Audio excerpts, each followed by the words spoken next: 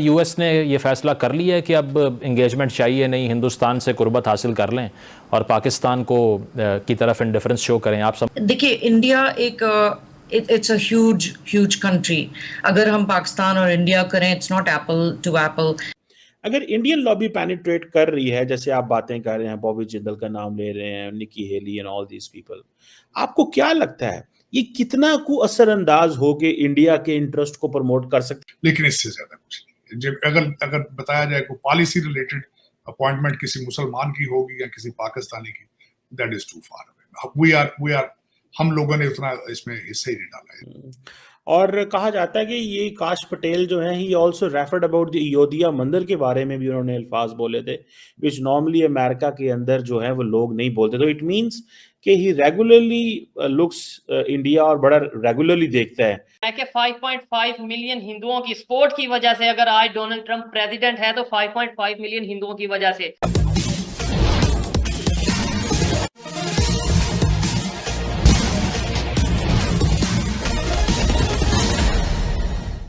अनिला साहिबा, यही बात कि 2017 की जो नेशनल सिक्योरिटी स्ट्रेटजी थी अमेरिका की, उसमें पाकिस्तान के हवाले से कंडेमनेशन इन्वॉल्व थी। 2022 की जो बाइडन के अंडर पॉलिसी आई, उसमें पाकिस्तान का जिक्र ही नहीं था। अफगानिस्तान के एग्जिट के बाद और थोड़ा सा पाकिस्तान का चाइना टिल्ट, शायद यूएस ने ये फैसला कर लिया है कि अब इंगेजमेंट चाहिए नहीं, हिंदुस्तान से कुर्बत हासिल कर लें और पाकिस्तान को की तरफ इंडिफरेंस शो करें। आप समझती हैं कि ऐसा ही होगा? Bilateral relations, US Pakistan bilateral relations, उसमें डेफिनेटली चेंज ये आएगा कि एड कट होगी। आई थिंक मिलिट्री इंगेजमेंट कम होगा।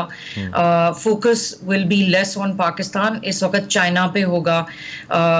आपको पता है चाइना को ये कर्टेल करना चाहते। देखिए, इंडिया एक it's a huge huge country. अगर हम पाकिस्तान और इंडिया करें, it's not apple to apple. और कहा जाता है कि ये काश पटेल जो है ही also referred about the Ayodhya मंदिर के बारे में भी उन्होंने अल्फाज बोले थे, विच नॉर्मली अमेरिका के अंदर जो है वो लोग नहीं बोलते। तो इट मींस कि ही रेगुलरली लुक्स इंडिया और बड़ा रेगुलरली देखता है और उन्होंने इंडिया के ये जो राम टेम्पल के हवाले से ये जो उस वक्त एक सेरेमनी हुई और सारा कुछ हुआ, उसके ऊपर उन्होंने कमेंट किया और उन्होंने कहा कि हिस्ट्री को ये भूल गए थे, लेकिन अब ये उन्होंने इसको प्रेज किया था। तो इट मींस के he is a practicing Hindu, that's why he talked.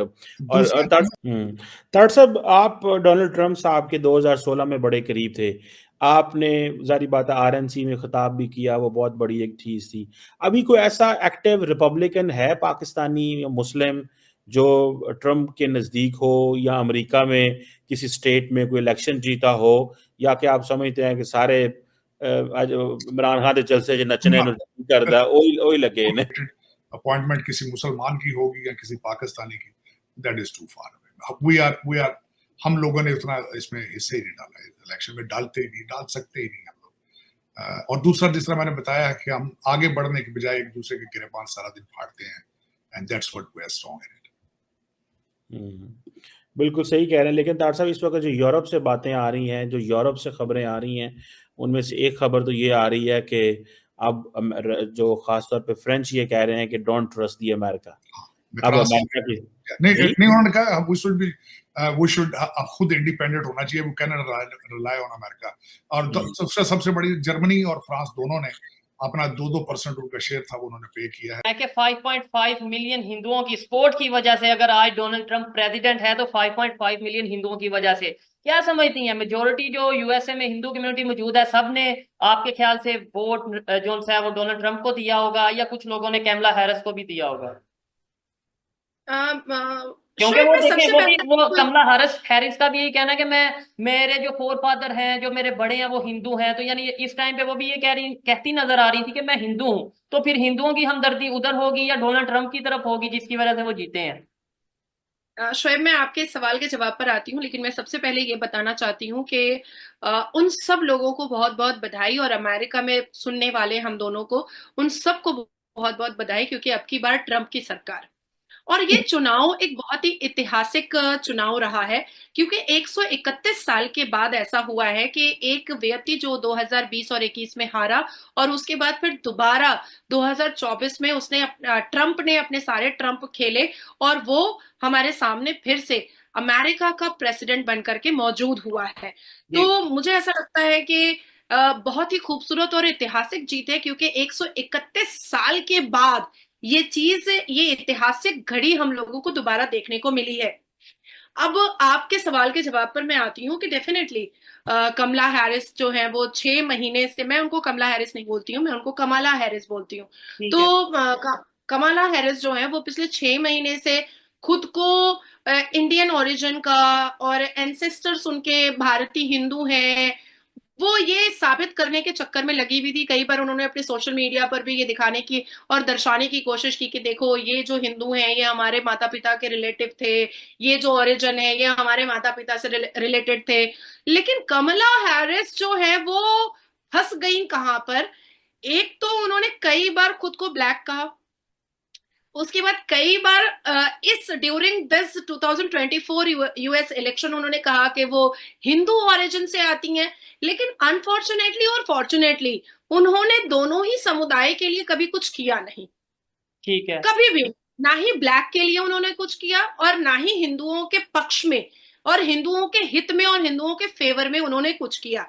अब मैं आपको बताना चाहूँ, और ये कमला हैरिस की बहुत बड़ी हार थी, क्योंकि इस बार अगर आप पूरे डेटास को निकालेंगे तो ब्लैक वुमेन और ब्लैक मेन ने भी, ब्लैक मेन ने मोर देन 14% वोट जो है वो डोनाल्ड ट्रंप के फेवर में दिया है, और ब्लैक वुमेन जो है उनका आंकड़ा 22, मोर देन 22% वोट जो है वो डोनाल्ड ट्रंप के पक्ष में गया है, अगर आप पूरे ग्राफ को देखिएगा। और हिंदूज तो वन साइडेड हिंदूज ने डोनाल्ड ट्रंप को वोट किया है। अब उसकी एक वजह आती है कि डोनाल्ड ट्रंप के अगर इतिहास को हम उठा करके देखें तो इतिहास ये बताता है कि 1976 में Donald Trump is the only person in America जिसने आइस्कॉन डिवोटीज को उनका पहला जगन्नाथ रथ यात्रा न्यूयॉर्क सिटी में ऑर्गेनाइज करने में मदद किया था।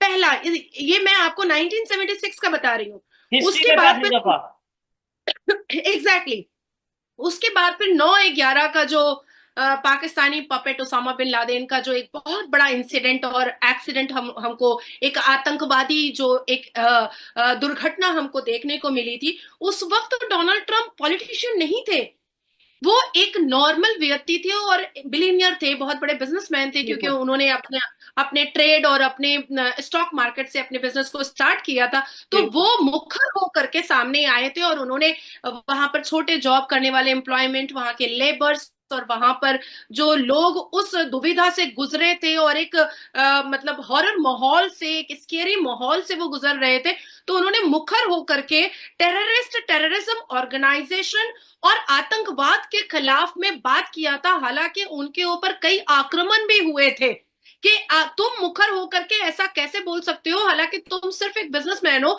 लेकिन तुम पॉलिटिकल भाषा कैसे बोल सकते हो। लेकिन उनका जवाब ऑन एन ओपन प्लेटफॉर्म यही था कि वो एक अमेरिका के सिटीजन है और एक बिजनेसमैन है, तो उनका ये कर्तव्य होता है कि अगर कोई टेररिज्म एक्टिविटीज अमेरिका में होगी तो वो प्रखर होकर के और मुखर होकर के इस बात को कहेंगे। उसके बाद फिर 2016 में उन्होंने एकदम पूरे प्लेटफॉर्म पर खड़े होकर के अकेले कहा था कि I am a friend of Hindu, और मैं हिंदू प्रथा और सिविलाइजेशन से बहुत आकर्षित होता हूं और मैं हिंदुओं की बहुत रिस्पेक्ट करता हूं, ये उन्होंने अपनी स्पीच में कहा था। तो ये कोई मतलब अचानक से आया हुआ चीज नहीं है कि डोनाल्ड ट्रंप को क्योंकि हिंदुओं का 5.5 मिलियन हिंदुओं का वोट चाहिए था तो इसलिए उन्होंने कह दिया कि बांग्लादेश में जो हो रहा है बारबरिक एट्रोसिटी और बारबरिक वायलेशन अगेंस्ट हिंदूज, हम उस पर बात करेंगे। नहीं, वो 1976 से हिंदुओं के प्रति उनका झुकाव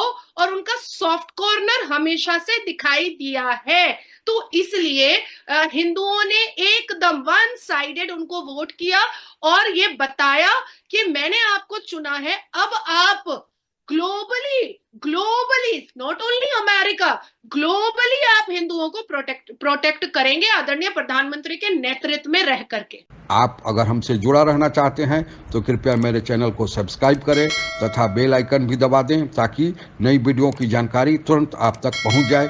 धन्यवाद। जय हिंद।